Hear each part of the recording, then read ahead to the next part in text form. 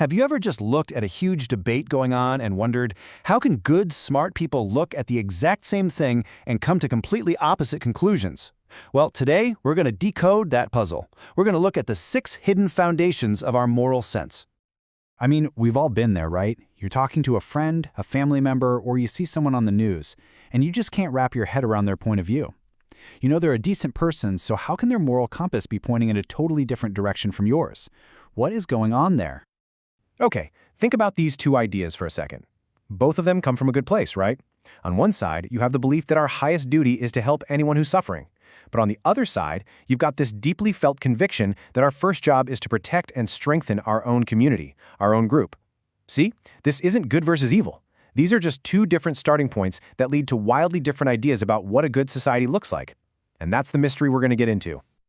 So, how do we make sense of this mess? Well, it turns out there's actually a key, a sort of blueprint for how our moral minds work. We are about to unlock the hidden intuitions that are secretly guiding all of us. So here's the big idea. We tend to think of morality as, a single line, from bad to good. But what if it's more like our sense of taste? You don't just have one taste receptor, right? You have sweet, sour, salty. Well, morality is kind of the same. It's a system built on 6 distinct foundations. Think of them as 6 different moral taste buds that we all have, just in different amounts. So, let's break them down. We're going to start with the 2 foundations that are the most common, the ones you find pretty much everywhere in every culture. These are the ones that are all about protecting individuals. First up, and probably the one that comes to mind for most of us, is the care/harm foundation. This one's pretty intuitive. It's that feeling that makes you physically wince when you see someone else get hurt. It's that rush of compassion you feel for a crying kid. This is our built-in alarm system for suffering, and it's what drives us to protect and care for others. This is the very bedrock of empathy. All right, the second pillar for the individual is all about fairness and, well, cheating. Now, this is more than just wanting everything to be equal. It's about proportionality. It's that deep-down feeling that people should get what they deserve. It's what makes your blood boil when you see someone cut in line or cheat the system.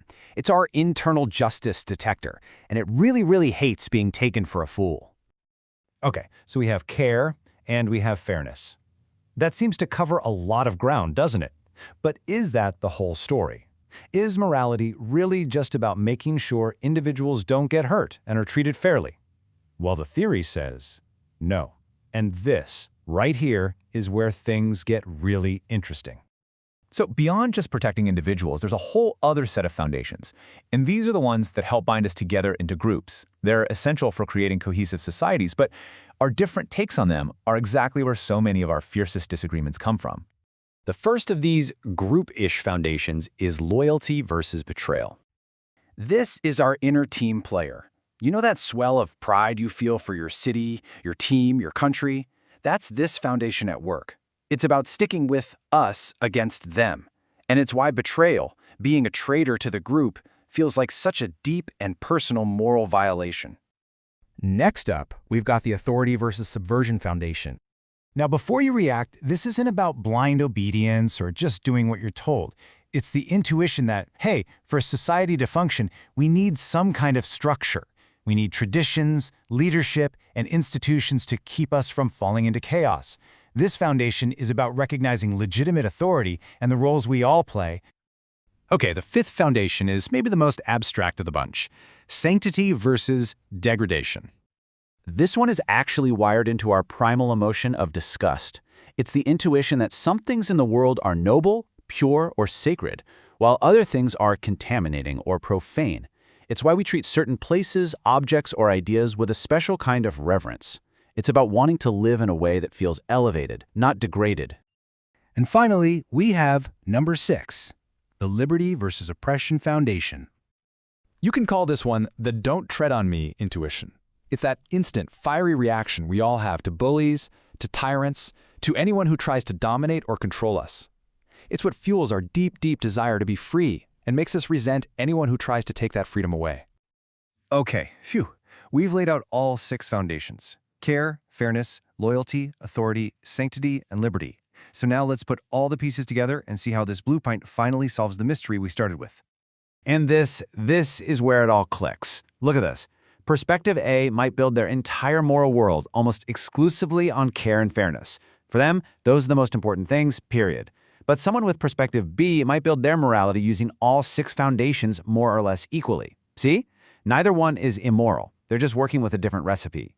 They aren't even really disagreeing on the facts. They're just tuned in to completely different moral frequencies. And this is the absolute key takeaway. Understanding these foundations isn't a weapon to help you win arguments. It's a diagnostic tool. It lets you see that the people you disagree with aren't necessarily crazy or evil or stupid. They're often just responding to powerful moral intuitions that are different from yours. So, now you have the code, the basic blueprint for the human moral mind. And that leaves us with a real challenge, doesn't it? Can we use this knowledge for more than just getting better at arguing our own points? Can we actually use it to understand, to listen, and maybe even find some common ground? The code is in your hands now.